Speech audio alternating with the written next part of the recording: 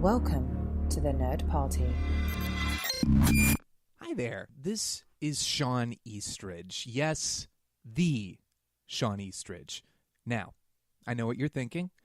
I don't know who Shawn Eastridge is, let alone the Shawn Eastridge. And I can't blame you for that. But you may also be wondering, where's Tristan? Where's the girl? Why is this happening to me? And I can't blame you for that either. But don't worry, I will be brief. We will get you back to Nerd Nuptial as soon as possible. So here on the Nerd Party Network, I host a show called Missing Frames. What is Missing Frames, you ask? Well, we watch all the movies we should have seen by this point in our lives. You know, classics like The Godfather, E.T., Monty Python and the Holy Grail. It's always something either I haven't seen or one of my co-hosts hasn't seen. And what we'll do is we'll sit down, we'll discuss the movie before we watch it, kind of relate our expectations, and then we'll break to watch the movie, and we'll reunite afterwards to talk about whether or not it lived up to our expectations and if the movie holds up to its cult status. So what does all this have to do with Nerd Nuptial? Well, I'm glad you asked. In this episode, Tristan and the girl are going to be doing exactly that. So sit back, relax, and enjoy Nerd Nuptial Missing Frames Edition. Scully, Yes? marry me. I love you and I like you. I love you and I like you. I love that woman. I love her more than sharks love blood. I love you. You don't.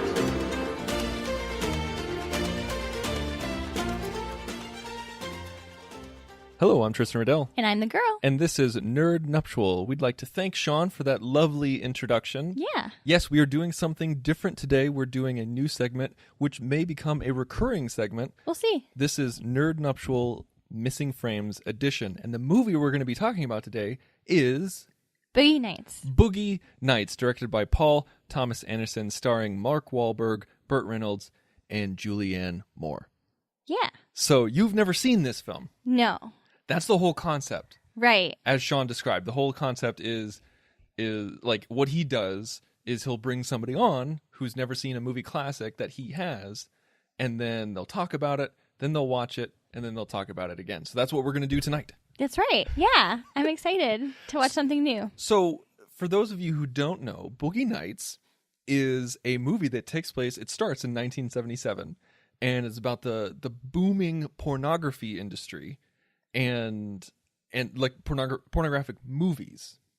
Not just like movies, not just like magazines or anything like that or whatever. But movies. Movies. Like when they were still shot on film. That's actually a big key point of the movie is that they're still shot on film, and so there's still a lot of money to be made, and it all centers around Mark Wahlberg, who's this young kid who kind of stumbles into the world, the glam, the glitz of pornography in the Valley, as well as where that can lead. So I should tell my mom not to listen to this podcast. Your mom should not listen to this podcast, and neither should my mom. Nobody's mom should listen to this podcast. So this is not exactly a family-friendly... And you're a mom now, so you shouldn't even listen to this podcast. All right. So yeah, I've never seen this movie before. Now, and that's the thing is that Yeah. like I own this. We own this, Mm-hmm. and every once in a while it'll pop up on TV, or somebody will make reference to it, or you'll see it in the collection, and you'll ask me, when are we going to see this? And I say never. We're never going to watch this Until together. now. Until now. So what? How? I wonder. How did I change my mind? Like, I don't know. I don't know what changed. I think it might have been our conversation we had last weekend when we had our last show, when we talked about like seeing things that maybe we haven't seen before, or like exploring things. That we were talking about Christmas movies. This is definitely not a Christmas movie, so I don't know how we diverged there, but yeah, I think just the fact that like I've never seen this before, and I love Shawn's show, and it's so entertaining. So you definitely should check it out if you haven't already. Yes, Missing please. Frames, Everybody, because this please. is we're copying his We're show right now. Straight up stealing his That's format. right, and loving it because I'm really excited to watch something new and New to you. Yeah, new to me. Right, and kind of like a guilty thing, like that we haven't. I haven't. You have. Yes, But I haven't seen this before, and I feel like it's a classic. or at least in film. Well, yeah. So as long like I feel like everyone knows Boogie Nights. Well, it's referenced a lot. It has a 93% on Rotten Tomatoes. Mm-hmm. It was made in 1997. Right. Which is okay. So this is. Oh, it was made in 97. It was made in 97. Oh, I thought it was earlier than that. No. So what this means is that we are farther from when Boogie Nights was made than when Boogie Nights was set to when it was made. So it was made in 97, set in 1977. Okay. We're watching it in 2018. Okay, yeah. That's crazy. That's weird when you think about it, right? Mm-hmm. Right? Yeah, absolutely. And so okay, so what do you know about Boogie Nights? Well, I mean, you just told me some stuff. Well, I told you the plot. Well, I didn't really tell you the plot. I told you I know there's a lot of famous people in it. Yes, there's a lot of famous people in it. I know there's from the trailer I've seen. Is there like dancing? Is there dancing in it? There's some dancing. Like they go to a nightclub a lot. Okay, I think that there's a nightclub in it. It's not. Is there like roller disco? There is a character named Roller Girl. Okay. But it's not a roller disco. Oh, okay. She never takes her skates off. Oh. For anything. I'm scared now. Should we really be watching this? You should be scared. So yeah, and you told me there's a lot of nudity. Yes. But that's pretty much all I know. Is like I know that I think there's dancing. I think there's roller skating, and I think there's a lot of nudity. Maybe there's nude roller skating. When did you worked at Blockbuster? Yeah, I know. So you were exposed to a lot of things when you were younger. Yes. So is that when you first heard about Boogie Nights, or was there another boyfriend who was more cavalier than I was with you? No, because I would have seen it. I would have seen it. No, I think it's probably a Blockbuster like shelving movies. But it did not look like the type of movie that I should be renting. So I probably didn't. And also, well, I know I didn't because I've never seen it. But I think it's Paul Thomas Anderson. Yes, and you've seen a lot of Paul Thomas Anderson's work. I have, yeah. And he's kind of hit or miss with you. Yeah. Well, he's hit or miss with me too. I know he takes his time. Yes. So I kind of understand that. This is a long movie. I understand that that's going to happen. Just because all of his films take their time, it seems. In their own way. It's not like, how do I describe it? I feel like he takes his time, not like 70s style where it's pointless. It's just, it takes its time. Isn't that so, that's so mean. No, yeah, like, I don't even know what you're referencing. 70s style where it's pointless. I'm like, what films are you talking about? So like, whenever I think of like, okay, the 1970s films often took their time. Because sure. I don't know. I don't know which ones you're talking about. What I mean is like, okay, think of Planet of the Apes. Like 60s, we take, okay. Oh, I'm sorry, 60s. Okay, whatever. So they took their time. You know, like also, generic old movies. No. Into like 60s and 70s, they took their time. They would show you like, okay, we're getting on the train and we're traveling on the train and then we're getting off the train. Yes. Okay. Whereas Paul Thomas Anderson is not going to show us that excruciating detail. That's what I mean. Okay. But we're going to take our time with the characters. Yes, That's what I mean. Paul Thomas Maybe not articulate like that. That's what I mean by that. Paul Thomas Anderson's films are very character driven. Right. Very character driven. I mean, like sometimes you'll see some cool vistas, sometimes you'll see some big set pieces, but he's not really known for that. Yeah, that's not what I think of when I think of his stuff. Like when you look at Magnolia or Phantom Thread or something like that, like it's all small locations and like intimate portrayals. Yeah, and I can't say that I love any of his films, but I can appreciate what he does with character. You loved There Will Be Blood. I did. That was like one of my favorites for sure. Yeah. But Magnolia, like, I appreciate it, but I don't love it. I'm the same way. Like I appreciate what Magnolia is. I think you like that one more than I do. I do like it more than you, but I don't love it. I respect it. Okay, got it. I respect it. Okay. I think the one film we haven't seen is Inherent Vice. We haven't seen that one yet. Okay, maybe we'll do that next. Maybe we will. Okay. So like Boogie Nights, like for the longest time, okay, like long-time listeners know that we There's often times that like both you and I have delicate sensibilities. We do. As we have described on the show several times. Yes. You more so than me. And Yeah. so I protect you from certain graphic content, and you appreciate that I do that for I you. do. It's not like you're keeping something from No. me or there's a power thing going on No. here. It is literally because I'm asking you, please, I don't want that in my brain. Right. Like, this is not some sort of You like... already have it in your brain. I already So have it could there. Could just you help me dancing around, bouncing up against the sides. So yeah, no, there's several times like my mother hated it because I would try to consume as much as I could when it came to film when I was younger. It didn't matter what it was rated, what the content was. I was just like, I want to study masters at work as much as possible. And this was one of those times when the content was insane, but there's a lot more to this film than the subject matter. There's a lot more to the film than just the content. There's a lot more to the film than just sex. Okay. A lot more. Okay. It's over 2.5 hours. And when you have like yes, it's about the pornographic industry and there is graphic sex scenes in it, but it's not like it's 2.5 hours of graphic sex. Okay, you're really prepping me here. I'm trying to. Okay. All right. And also, if by chance my mother is actually listening, like it's okay. Or mine. Like like it's we're fine. We're adults.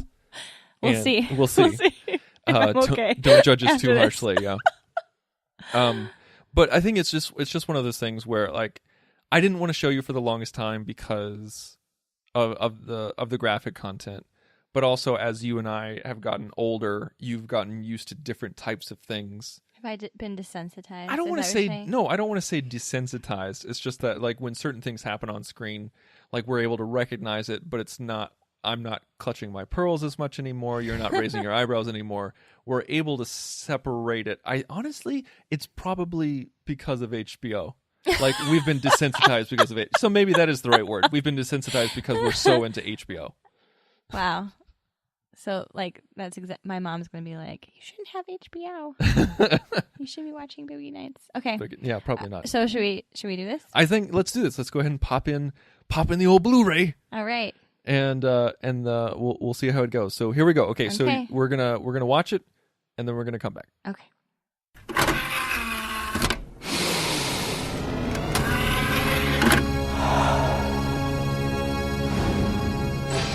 Now available to own on video cassette.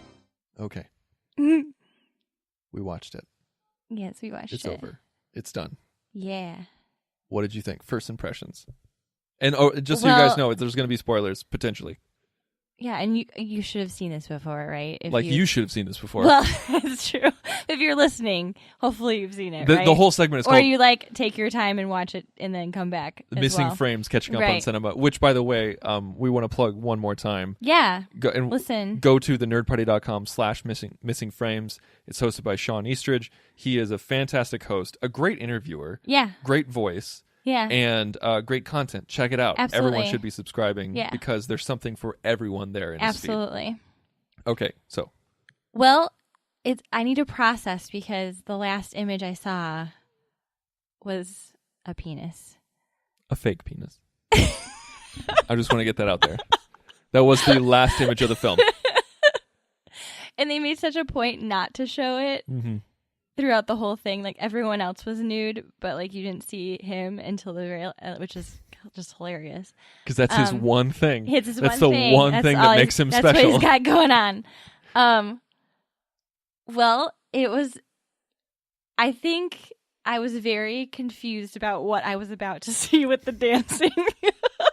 Did you think it was I just don't going to know be what I some was about to- choreographed You know what? I think I get movie? it confused with Saturday Night Fever trailer. It is very much not Saturday Night Fever, like at all.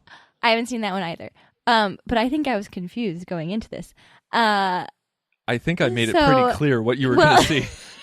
And John Travolta was not mentioned at all, nor No, was the Bee I don't Gees. know why I saw. Okay, well, anyway, he did dance. Yes, he did dance. Okay, but very little, very little. Like 2 scenes or something. I know. Okay. Yeah, there was a lot. Okay, so you told me there was gonna be a lot of nudity, and you did.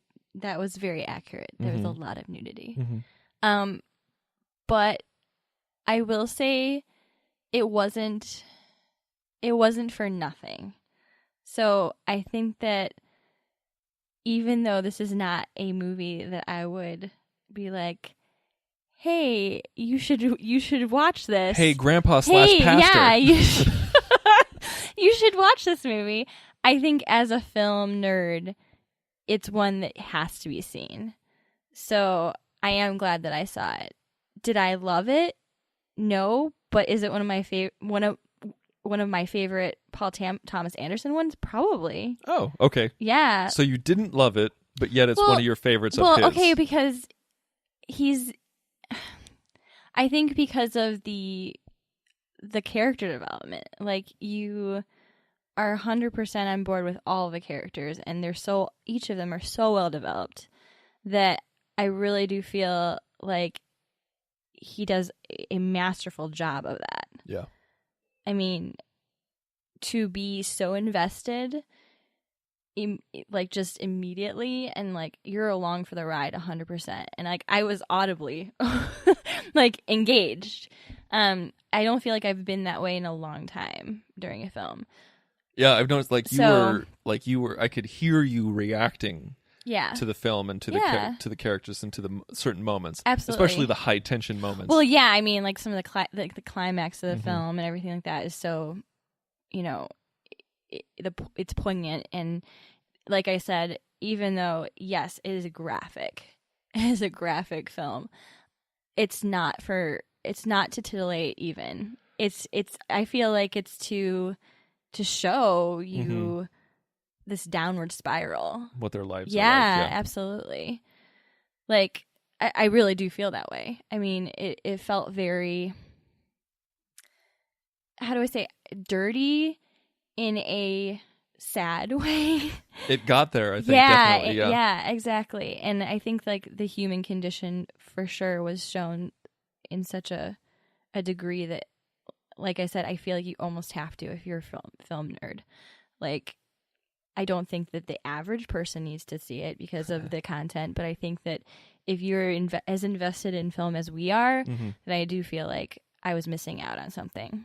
Well, I'm really glad that you feel that way, because I think that's why I eventually caved and said, like, okay, we'll watch this. Yeah. Is because of that reason right there, yeah. what you said. Because even towards the beginning of the film, when Eddie, Mark Wahlberg's character, starts joining in on the life of this wild party, this was filled with sex and drugs and rock and roll. Even in the glitz and the glam of all these beautiful bodies at a pool party, there's a girl ODing in the back. Right. You know, right off the bat, it's showing you there is a downside to this lifestyle. Absolutely. It foreshadows the rest of the events. Exactly. And then as we move on, like, yeah, he gets higher and higher in the world. He starts getting awards. He starts getting a lot of money. He starts getting a lot of attention. But with that comes addiction and arrogance and just a downward spiral. Like, even when he said, like, he created his persona, beyond Dirk Diggler, but like his private eye persona, like where he created his own film series. He said he's like, I don't want to smack women around like Holmes, like, which was a pornographic actor at the time. Like, I don't want to do that. I want to respect women. I want to do this. And then all of a sudden it's just a couple of years later and you see him literally smacking women in the trailer. Right. And you're just like, oh, so as he's moving on, even if he started with the quote unquote best intentions, he's still turning into arrogant misogyny where women are objects, and he's getting addicted to drugs, and it's just going down. Right. And I think it's weird to talk about with the mic, but like he was discovered, right? Like washing dishes, and he was at this low point where he just wanted to be around people, right? And wanted to be away from his parents. Exactly, away from his parents, and like showing himself to people for money. And then it comes full circle where he's like, yeah, I'll do that for $20. And actually, wait. This is no. I'm really glad that you noticed that, because at the beginning he says $5 for me to do this, right? $10 for me to do that, Right. And that's at the very beginning of the film. And Right. then at the and end, we're not using because it's dirty, but it's dirty. yeah. And at the very end, he's talking about sexual acts. And he says at the very end, this guy comes up and like he says, he's like, okay, $20. And he's like, all I have is 10. So after years later and tons of dollars and tons of success, he's right back. He can't even make a $10 profit increase on what he used to do when he was a nobody. Exactly. And he has all this film experience and, fame behind him, but whereas he's right back. He like, if not lower. Exactly. He's on rock bottom. He's rock bottom. And I think I think even though it's such a dirty example, it's such a perfect example of the full circle that he was, the director's trying to show you. And I think like just showing that full circle, and also with like Roller Girl too, showing how far it comes, where now it becomes like this violent thing and this degrading thing, which she never thought of it before that way. But now that there's like a face to it and she's showing her real person, like someone knows who she actually is, then it becomes a very personal thing. Like sex is now she feels violated. Now she feels disrespected. So like someone called her Brandy, right, which is her real name, right, not Roller Girl. Exactly. And someone reminded her that she didn't finish high school. Right. And like, like this jerk. Right. Said nice life you got here, and she just couldn't handle it. And so like one of the first scenes that we see her in, she's in the high school and she drops out. And then one of the last times we see her, she's back in high school trying to get her GED. Exactly. Yeah. And so there's a lot of bookends with this. Yeah, there is. But it's also deserved. Like sometimes when you watch a film, you're like, oh, they're just tacking that on to make it feel like a pretty story or make it feel like a complete story. Whereas they really did take their time, that every bookend felt deserved, even if it wasn't a good bookend. Now, one thing I want to ask you about is Paul Thomas Anderson doesn't believe that people change that much. So what did you think about the ending? What did you think about where our characters were? Was there that much change? I don't think a lot, honestly, especially with like Mark Wahlberg's character. It was really like the only thing maybe that changed is that he realized that he needed those people.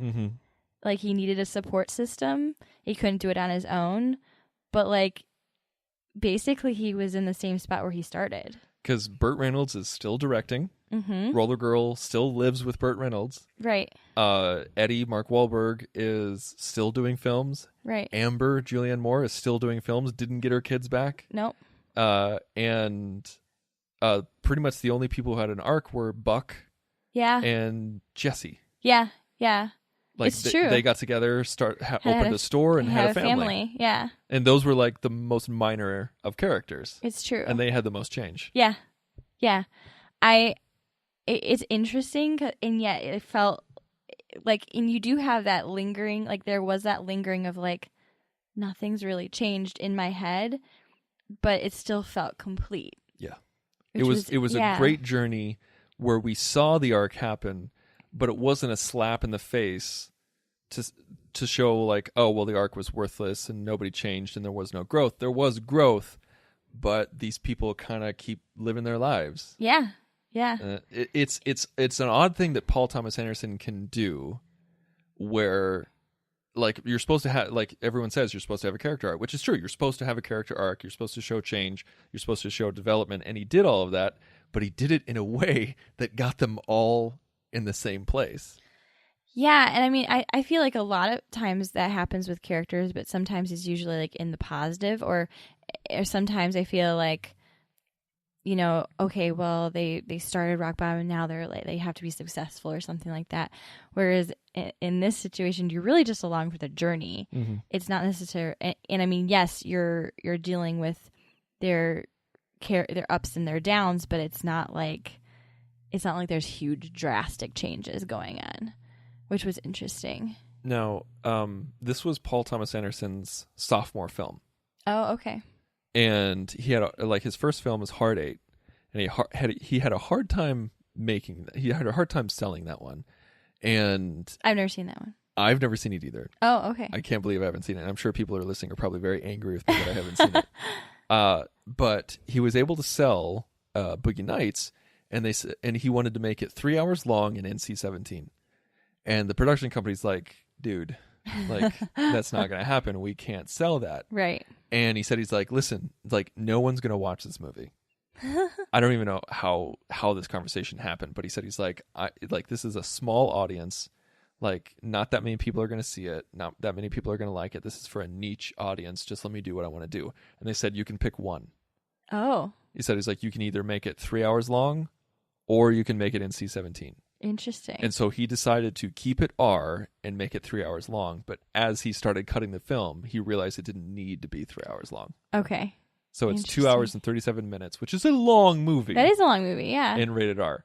But then all of a sudden, it gained a lot of attention and became a classic. It got nominated for awards. Right. And yeah, it has a 93% on Rotten Tomatoes. Right. I feel like there's a lot of, I feel like maybe there's some, I do feel like as a film person, like there is some references that I now will understand for sure, that I didn't get before, or that I maybe knew were Boogie Nights references, but I just didn't realize before.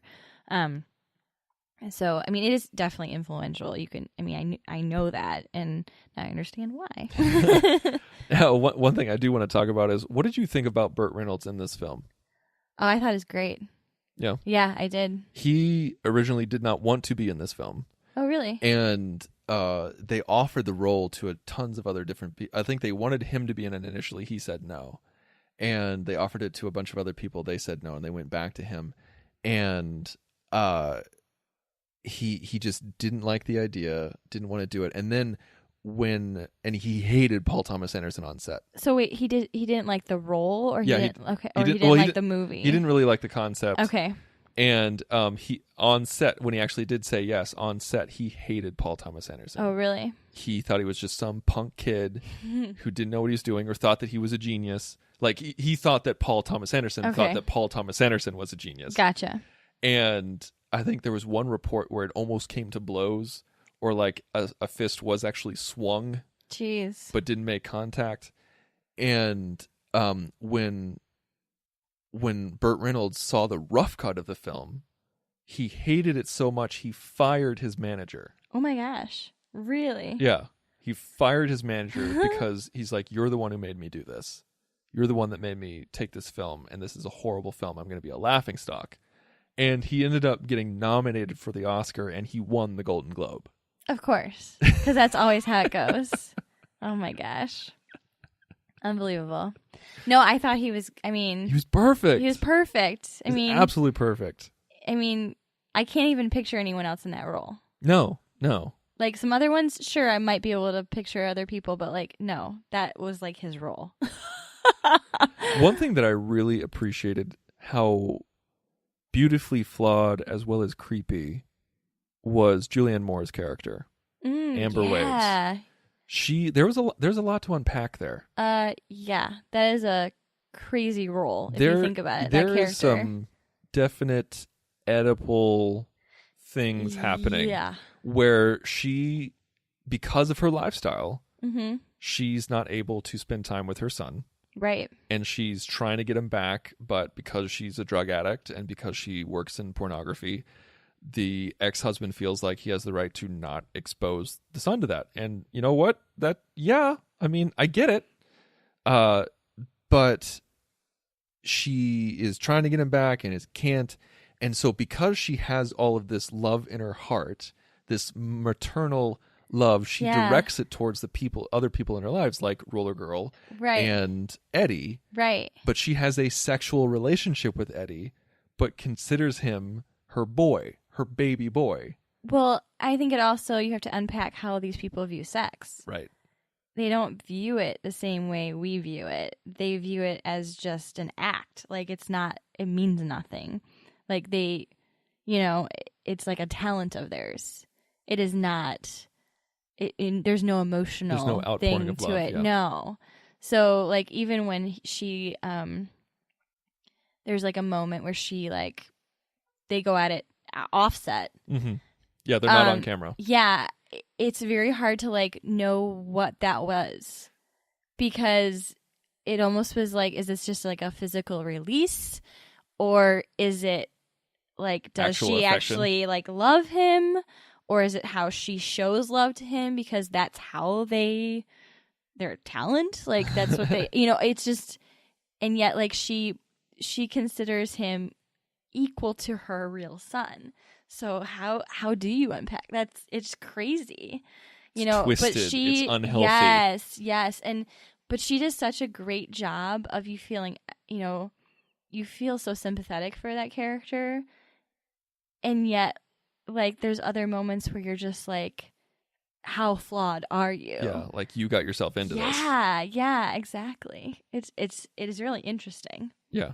Yeah. And it's that's one thing. Like, she makes me cringe a lot in the movie, but Julianne Moore is such a fantastic actress. Yeah. She's just so good. Yeah. And she hasn't aged in 20 years. And it really is interesting to see her work. And I love... And a lot of her. And you get to see a lot of her. You get to see a lot of Heather Graham. You get to see a lot of Mark Wahlberg and John C. Reilly. Oddly enough. That was so random. He was so young and so skinny. Yeah. Like, yeah. he's just... Yeah. He's not that way anymore.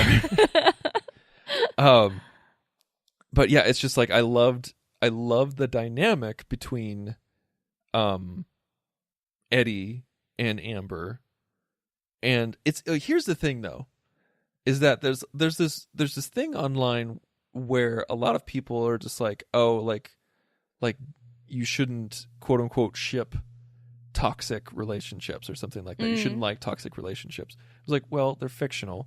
And it's interesting, like Joker and Harley. Like, that is a toxic relationship. Yeah, that's it an is. unhealthy, abusive relationship. But it's fascinating and fictional. And it's fun to watch. And it's just, again, fictional. And is it an ideal to strive for? No, not in the least. It's a warning. Well, I was going to say, if anything, some of these toxic relationships are a warning or shed light on toxic relationships that do exist in real life that aren't fictional. Right. And hopefully, like, a girl seeing a relationship like Harley and Joker, if they can see themselves in that role, hopefully they understand, like, whoa. Hopefully they're not saying #goals. No, and they also understand, like, hopefully it's like a enlightening. I think that's even why Harley kind of was created, was to shed light on partly that kind of abusive relationship with Joker.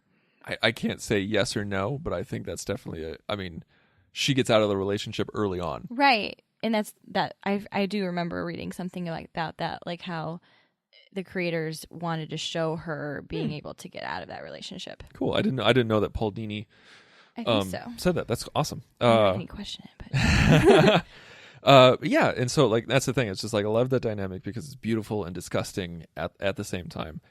And it's Paul Thomas Anderson. Somebody once asked him what Boogie Nights is about, and he says it's about finding family. And I think that's very obvious. That's what it's about, because 100%. If you look at the genetic family that Mark Wahlberg had, he had a weakling of a father and an abusive and overbearing mother, and he had to get out of there. Right, he absolutely had to get out of there. And there's some people have said that might be the kind of relationship that Paul Thomas Anderson had with his mother, and that's not being confirmed, but that's what some people think. Okay. And so when he got out of there and he finds a new mother and he finds a new father. Yeah. And he finds a sibling. Right. But sex is traded like nothing. Right. And because like Roller Girl lives with Burt Reynolds, Amber lives with Burt Reynolds. Yeah. And for a time, Mark Wahlberg lived with Burt Reynolds, but yet, like, again, there's no such thing as monogamy, onset, offset. And so it's this twisted found family. And you realize while you're looking at it, you're like, this is so unhealthy. This is not smart. And then as the movie goes on, you're just like, yeah, that's why it's not smart. These kind of things happen. Right. But then at the end, you're just like, oh, well, it's cool because they're all back together. He did way better when they're together. Yeah. And so it's funny how a filmmaker can twist your views like that in order to make you root for the protagonists. Yeah, absolutely. For the lead characters. Absolutely. For sure. Weird fact, as we were watching the drug dealer's house, I have like had a dream about being outside that house. So I don't know if it's been used in other movies before. I think it has. Okay, because it was like this weird like deja vu moment, and I'm pretty sure I haven't like I haven't seen this before. You haven't been to that drug dealer's house? No, I'm pretty sure I haven't. But it was really weird. Speaking of which, that scene. Yeah. How great of a tension was that so scene good. with the fireworks and the. Oh yeah, for sure. I feel like it was like sensory, because all the distractions were keeping you on the edge of your seat. Anderson does a great job of showing anxiety in every single one of his movies. Oh yeah, he does a great job of showing that, and I think Punch Drunk Love, which you haven't seen, which is I don't think it's a good movie. I don't like it. But there is one scene in particular. It was one shot, and it was it wasn't a Steadicam shot. It was panning. It was tracking left, tracking right constantly. That's all it was. Okay. And the music and the reaction and the emotions that were going on, it was such high tension that my buddy and I who were watching it, we couldn't sit still. Really? Because it was so, and it's just like I've seen that in all Anderson makes you feel what he wants you to feel. He can get you to do that. Definitely. And I think he's a master of his craft. I really do. Like I may not like everything that he does. I may not like every movie that he makes, but you feel something. But you feel something, and I recognize the artistry. Absolutely. I completely agree. Yeah. Yeah. And I think that, for the character development, most of his films are worth seeing. Oh, yeah. For sure. That's the thing. Like Inherent Vice, it's on Prime right now, or it might be HBO. And I want to watch it because I love Joaquin Phoenix and I like Paul Thomas Anderson as an artist. But at the same time, no one's really talked about it when it came out and no one really cared. And so I'm just like, maybe it's not very good. The ratings aren't very good. But I want to watch it because he's a fantastic director. Right. Absolutely. That's kind of how it works. All right, well there you go. So how would you rate this film? Would you rate it out of 5 stars? Because you rate much harsher than I do. Well, I think I rate based on whether I like it or not, right? Yeah, like sometimes fine. I feel like this one I have to give a high rating just because I can completely acknowledge how invested I was. So even though it's not like when I'm gonna be like, hey, let's watch Boogie Nights, over and over again. Just those scenes. No. Gosh. I think I would give it 4 out of 5 stars. Awesome. For sure. Wow. Yeah. That's That's gigantic for you. I That's know. like Godfather type for you. No. No, I get that. And it's I think that I would like 4 for enjoyment for me. Probably 4.5 for artistry. Yeah, I get but that. so I'm around the same as you. Okay. It's like with Unsane. We watched Unsane recently by Steven Soderbergh, all shot in the iPhone, starring Claire Foy. I gave that 4 stars. Was that the greatest film ever? No. Would I watch it again? No. But it did a lot of great things, and it was a master at work, and so I rated it higher than my enjoyment was probably 3.5. Okay, yeah, that's what I would probably give it. But I loved what it was doing. Okay. And I loved what it showed me, and I love how it did it. Okay. And I was blown away by how it did certain things and what it made me feel. But my enjoyment was much less than the 4 stars. I get that. Yeah. Yeah, I feel like this one, I think with Boogie Nights, my enjoyment was almost equal to the artistry of it, just because I could tell how thought out everything was too. But effortlessly. All right. Well, that's our show. Thanks for listening. Please make sure to subscribe. Yeah. Tell your friends about us. Tell your Yeah. friends, tell your family, have them subscribe, have them rate, give us a rating. Go to iTunes, give us a review. If you give us a 5-star rating, if you give us a 5-star review, we'll mention you on the show. You can of course give us any kind of review or rating you want, but 5 stars get you a mention. And please go to Sean's show, Missing Frames. Thanks, Sean, for letting us do this one. Thank you very much for letting us steal your idea. Maybe we'll do it again in the future, but go to thenerdparty.com/missingframes. Subscribe to his show as well. And also we have a new merchandise store. Yeah. So you can find a link to that in our show notes. Go to thenerdparty.com/nerdnuptial. Click the link. It's tpublic.com. It's got t-shirts, mugs, laptop cases, stickers, tote bags, sweatshirts, onesies. Onesies? You could get a Nerd Nuptial onesie if you wanted to. For a baby? For a baby. Okay. Yes, they don't have any adult Okay. onesies. Not yet.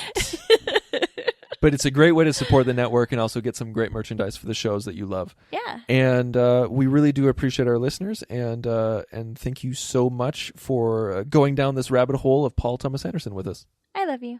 I know. Scully, Yes? marry me. I love you and I like you. I love you and I like you. I love that woman.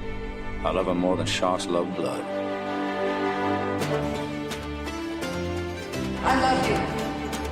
You don't.